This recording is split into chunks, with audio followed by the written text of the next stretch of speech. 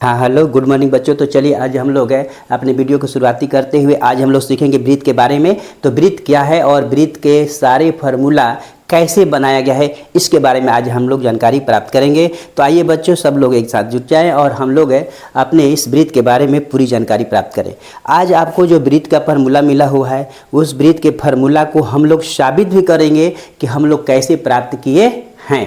साथ ही साथ वृत्त के आपका परिभाषा जो है उसके बारे में भी हम लोग जानकारी प्राप्त करेंगे।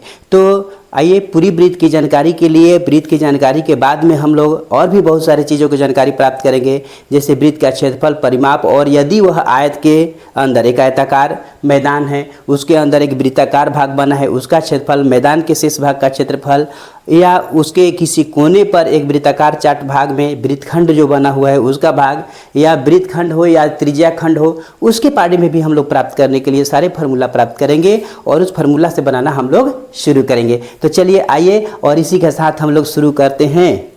तो आइए बच्चों हम लोग शुरू करते हैं। वृत्त की सबसे पहले हम लोग परिभाषा को हम लोग समझेंगे और जानेंगे। तो आइए यहाँ पर जो देखिए आपका है कि वृत्त किसे कहते हैं। तो वृत्त को परिभाषित करने के लिए हम लोग सबसे पहले चलेंगे और इसको हम लोग परिभाषित करेंगे कि बिंदुओं की समूह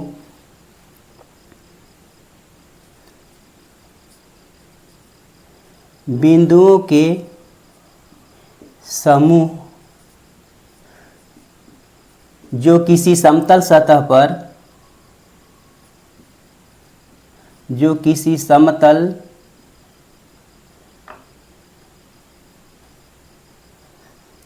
समतल सतह पर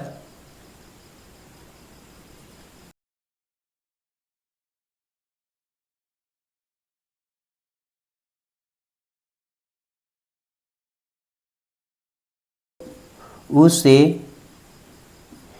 वृत्त कहते हैं। तो आइए बच्चों हम लोगों ने देखा कि बिंदुओं के समूह माने अनेक बिंदुओं के समूह जो किसी समतल सतह पर एक निश्चित बिंदु से समदूरस्थ स्थित हो उसे वृत्त कहते हैं। तो हम लोगों ने वृत्त का परिभाषा किया एक बिंदु के समूह पर, एक बिंदुओं के आधार पर। वृत्त जो है वह एक बिंदुओं का समूह है जो बहुत सारे बिंदुओं से बना हुआ है, और इस प्रकार से बिंदुओं के समूह से जो कि सभी बिंदुओं का समूह क्या होना चाहिए, एक निश्चित बिंदु से समदूरस्थ यानी बराबर दूरी पर स्थित हो तो उसे हम क्या कहेंगे, वृत्त कहेंगे। एग्जाम्पल के लिए हम लोग जब देखते हैं तो इसका हम लोग बनाएंगे कि जैसे यहाँ पर एक बिंदु है, यह एक निश्चित बिंदु है और इसके बाद में बहुत सारे बिंदुओं का समूह यहाँ पर हमारे पास इससे लिया गया है। तो अनेक बिंदुओं का जो ये समूह लिया गया हमारे पास, यह क्या है, एक वृत्त है। यही अगर वृत्त जो बिंदुओं का समूह है जब बहुत घना हो जाता है तो बहुत घने होने के बाद में ये सभी बिंदु एक दूसरे में सट जाते हैं, अर्थात चिपक जाते हैं, संयोजित हो जाते हैं और एक वृत्त का निर्माण करते हैं। इस प्रकार से हम कह सकते हैं कि यह जो वृत्त है यह एक बिंदुओं का समूह है। किस चीज़ का समूह है, बिंदुओं का समूह है जिससे एक वृत्त का निर्माण हुआ है।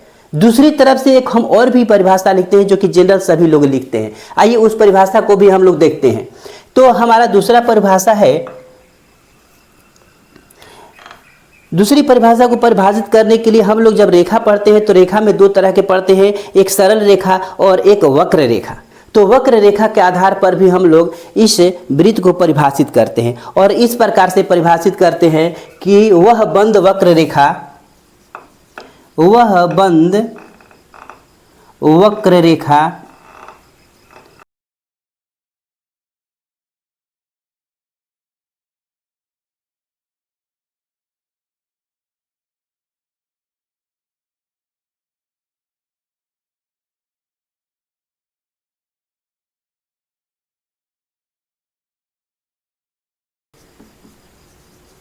वृत्त कहते हैं,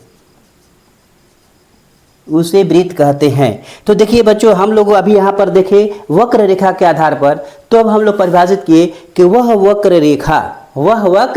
रेखा जो एक निश्चित बिंदु समतल सतह पर एक निश्चित बिंदु पहले लेना होगा। तो किसी समतल सतह पर एक निश्चित बिंदु से समदूरस्थ खींची गई हो, वक्र रेखा को समदूरस्थ खींची गई हो तो उसे हम क्या कहेंगे, वृत्त कहेंगे। तो यहाँ पर वक्र रेखा के आधार पर हम लोगों ने परिभाषित किया कि वह बंद वक्र रेखा जो किसी समतल सतह पर एक निश्चित बिंदु से समदूरस्थ खींची गई हो उसे हम वृत्त कहते हैं। और इस प्रकार से हम इसको अगर आकृति बनाएंगे तो हम इस प्रकार से दिखाएंगे कि ये एक हमारा समतल सतह है और यहाँ पर एक बिंदु हमने ले लिया O, और यहाँ से हम एक वक्र रेखा की रचना करेंगे जो इस बिंदु से बिल्कुल समदूरस्थ होगा। तो इस प्रकार से बने हुए सतह को हम लोग क्या कहेंगे, वृत्त, सर्कल कहेंगे। तो हम इसको क्या कहते हैं, सर्कल कहते हैं। तो आइए हम लोगों ने अभी सर्कल बनाया। सर्कल बनाने के बाद हमारी बारी आती है कि वृत्त जो है, यह वृत्त जो है वह किस चीज़ से बनी हुई है। तो हमारे पास जो यह एक वृत्त है और यह वृत्त के एक आपका वो बिंदु जो कि केंद्र है, जो एक निश्चित बिंदु जो है उसको हम क्या कहते हैं, केंद्र कहते हैं। और केंद्र से अगर हम इस वृत्त के किसी भी बिंदु को, अभी हमने बताया कि यह वृत्त जो है एक बिंदुओं का समूह है, वृत्त जो है एक बिंदुओं का समूह है। तो यहाँ से केंद्र से लेकर जो हमारा वृत्त के किसी भी परिधि पर या वृत्त के शीर्ष पर स्थित कोई भी बिंदु है उससे अगर हम मिलाते हैं तो उसको हम त्रिज्या R कहते हैं। क्या कहते हैं, R त्रिज्या कहते हैं। और इसी प्रकार से यदि हम इस केंद्र के बिंदु से और होती हुई एक जीवा हम खींचते हैं, एक हम जीवा की रचना करते हैं, तो इस प्रकार से जो हमारा प्राप्त होता है, जैसे OA है तो ये B और यदि C है तो इस प्रकार BOC जो हमारा मिलता है उसको हम लोग व्यास अर्थात D कहते हैं।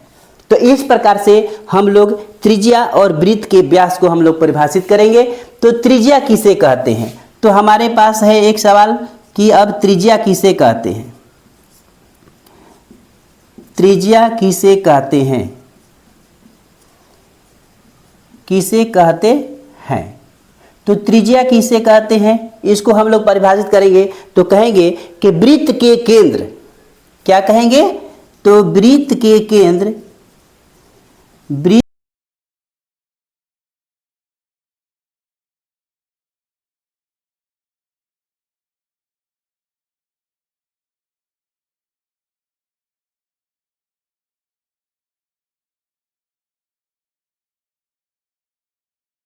आइए बच्चों, तो हम लोगों ने देखिए त्रिज्या को परिभाषित किया क्या कि वृत्त के केंद्र, वृत्त के केंद्र हमारा ये हो गया। तो वृत्त के केंद्र तथा वृत्त की परिधि, और यहाँ से जो भी परिधि है इस पर के किसी बिंदु, कह रहा है कि वृत्ति पर स्थित किसी बिंदु तक की लंबाई, यानी यहाँ से यहाँ तक की जो लंबाई हमारा खींचा गया उस लंबाई को हम वृत्त की त्रिज्या कहते हैं। तो वृत्त की त्रिज्या होने के बाद में हम लोग परिभाषित करेंगे इसी समय कि व्यास क्या होता है। तो हमारा व्यास क्या होता है इसको भी हम लोग परिभाषित करेंगे कि व्यास किसे कहते हैं, व्यास किसे कहते हैं। तो व्यास किसे कहते हैं, अगर हमको व्यास को परिभाषित करना है तो हम त्रिज्या के आधार पर भी करते हैं या वृत्त के आधार पर भी करते हैं। तो आइए त्रिज्या के आधार पर यदि हमको करना है तो हम ऐसे भी कह सकते हैं कि वृत्त के जो दुगना हो उसको हम लोग क्या कहते हैं, व्यास कहते हैं। लेकिन हम लोग परिभाषित करेंगे व्यास को, तो कैसे परिभाषित करेंगे, तो व्यास जो है वह एक जीवा होता है। जीवा किसे कहते हैं, तो वृत्त पर स्थित, दो वृत्त पर स्थित बिंदु, दो वृत्त पर स्थित किसी बिंदु को जब आपस में मिला देते हैं तो उससे जो आपका रेखाखंड बनता है उसको हम क्या कहते हैं, जीवा कहते हैं। तो जीवा को हम परिभाषित करने के लिए, व्यास को परिभाषित करने के लिए हम लोग जीवा की सहायता लेंगे और हम लोग परिभाषित करेंगे कि व्यास किसे कहते हैं। तो किसी वृत्त की सबसे बड़ी जीवा, सबसे बड़ी जीवा जो केंद्र से, जो सबसे बड़ी होगी जीवा वो केंद्र से ही जाएगी, ये भी बात स्पष्ट है। तो जो सबसे बड़ी जीवा जो केंद्र से गुजरती है, केंद्र से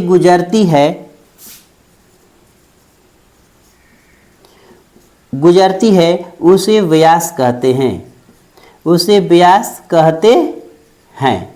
अभी हम लोगों ने देखिए व्यास को भी परिभाषित किया कि किसी वृत्त की सबसे बड़ी जीवा, किसी वृत्त की सबसे बड़ी जीवा, और बड़ी जीवा वही होती है जो केंद्र से जाती है। फिर भी हम लोगों ने लिख भी दिया है कि जो केंद्र से गुजरती है उसे व्यास कहते हैं। तो वृत्त को हम लोग परिभाषित किए और वृत्त के त्रिज्या को परिभाषित किए, व्यास को परिभाषित कीजिए, और करने के बाद में अब हम लोग आगे बढ़ते हैं और हम लोग इसके बाद में और आगे सीखते हैं कि इसके और भी क्या खंड होते हैं और क्या पार्ट्स होते हैं, तब हम लोग इसके सूत्रों को प्राप्त करेंगे। हाँ हेलो बच्चों, तो यदि आपको मेरी वीडियो पसंद आ रही है और आपको लग रहा है कि हमें एजुकेशन में कुछ शिक्षा प्राप्त हो रही है, ज्ञान की वृद्धि हो रही है और आप आगे बढ़ रहे हैं, तो मेरे चैनल पर अगर पहली बार आए हैं तो आप मेरे चैनल को सब्सक्राइब कीजिए और जो भी कमी हो, जो भी आपको शिकायत है वो हमारे पास कमेंट के रूप में लिखिए। हम आपके सारे जवाबों को देने के लिए तैयार हैं और हम लोग मिलजुल करके आगे बढ़ें